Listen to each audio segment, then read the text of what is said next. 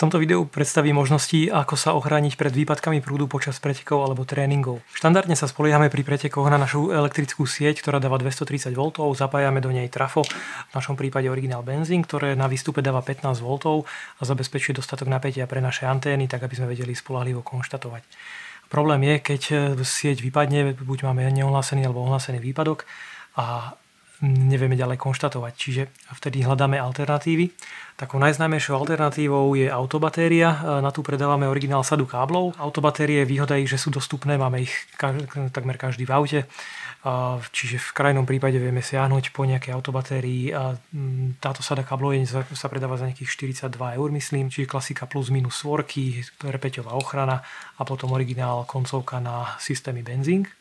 Nevýhoda autobatérií je, že vlastne nevieme, aké má práve napätie. Plne nabitá baterka z mojich skúseností má okolo 13 V, potom to postupne klesá, ale nevieme vlastne ako rýchlo to klesá, to záleží na tom, ako tá baterka už je na tom svojou životnosťou, akú má chémiu a podobne. Ak by som teda kupoval novú batériu, tak by som asi vybral trakčné batérie, tie sú prispôsobené na pomalšie vybíjanie sa.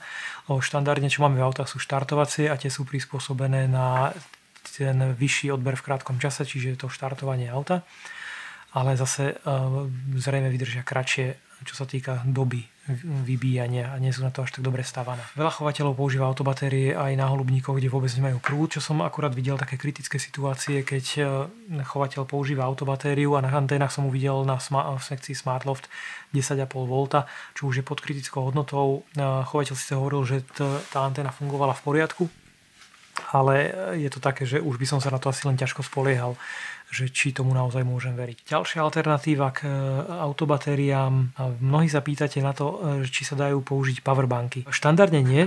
Síce teraz Club System Live priniesol už Power Delivery protokol, ale na systémoch M2, M3 ten konektor USB-C, čo máme, tak dokáže príjmať len 5 V, viacej nie. Takže štandardnú powerbanku tam nepomôže. Vieme si s ňou len systém zapnúť, ale nedáme tam dostatok napätia na antény. Čo sa týka powerbanky, tak ja som na trhu našiel ten taký zaujímavý kus. Je to powerbanka Viking na nabíjanie notebookov.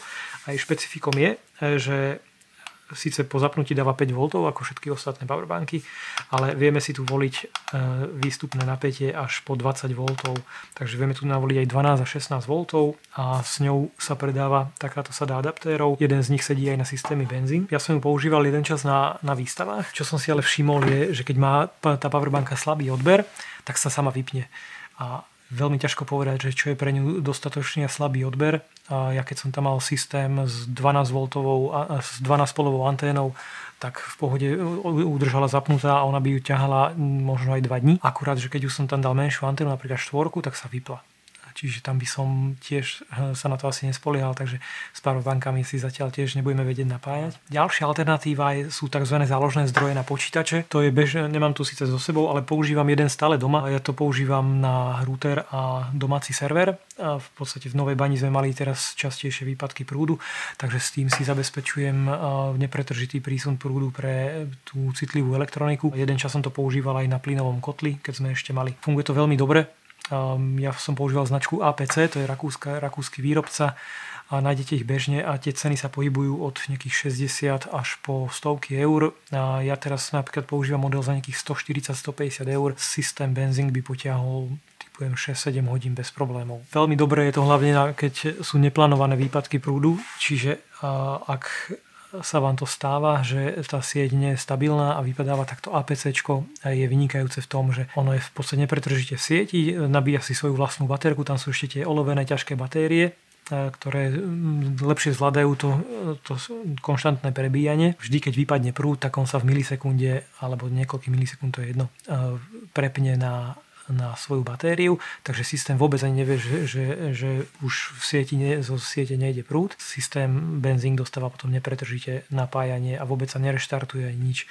Takže to vynikajúce práve pri tých situáciách, keď očakávate nejaké výpadky, neviete, či prídu, ale zároveň máte prístup k prúdu. Nemusíte sa báť, že či tá baterka vydrží dostatočne dlho, pretože sa jedná len o krátkodobé výpadky. Ešte možno k tým APCčkám, k tým záložným zdrojom na počítač. Tam v podstate tiež máme tam len pri tých drahších už tam je síce aj časomiera, že koľko ešte vydržia, ale nedá sa na to spoľahnúť. Ja som mal jeden záložný zdroj takto 2 roky a neustále nepretrčite som ho používal 2 roky doma. A problém je, že tie batérky, keď sú vlastne stále na 100% nabité, ale občas je nejaký výpadok, tak oni sa tiež strácajú kapacitu. Potom na konci už vydržal, aj keď ukazoval, že ešte potiahne 2 hodiny, tak po 2 minútach už sa vypol a už sa s tým nedalo nič robiť, len vymeniť batériu.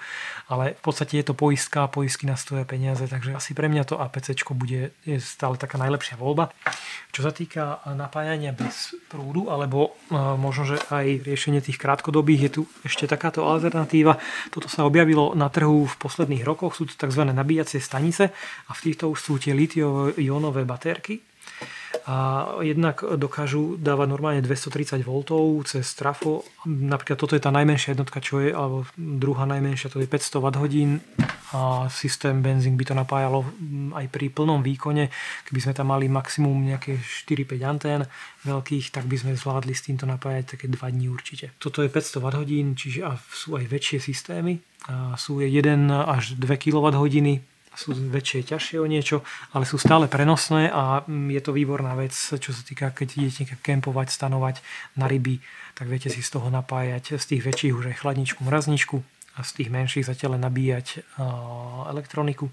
Ja to používam aj na výstavách, nosím to so sebou. A čo to nezvláda až tak dobre, je byť tým záložným zdrojom, pretože tie litio-ionové batérie sa neradi prebíjajú, takže nie je dobré ich držať dlhodobo na 100%, čiže dalo by sa to samozrejme aj tak, že tu nabíjam ho stále prúdom, tu mám zapnutý svoj adaptér, ktorým napájam ten systém a krátkodobo si to viem predstaviť počas tej našej sezóny, že 20 krát za rok by som mu to urobil, tak to prežije v pohode, ale kebyže konštantne to má absolvovať, tak ho to asi, tú batériu to asi rýchlo zničí. Ale čo je výhoda týchto jednotiek, že predáva sa k nim aj solárny panel, takže ak ste niekde úplne že off-grid a bez prúdu, tak si viete zapojiť solárny panel, ktorý bude priebežne dobíjať a odtiaľ to si potom viete čerpať prúd, napájať systém a ďalšiu elektroniku, ktorú potrebujete. Takže to sú tie základné možnosti, ako sa ochrániť pred výpadkami prúdu. Dúfam, že sa vám to teda nikdy nestane, ale keby náhodou, tak je lepšie byť pripravený a prajem vám veľa šťastia.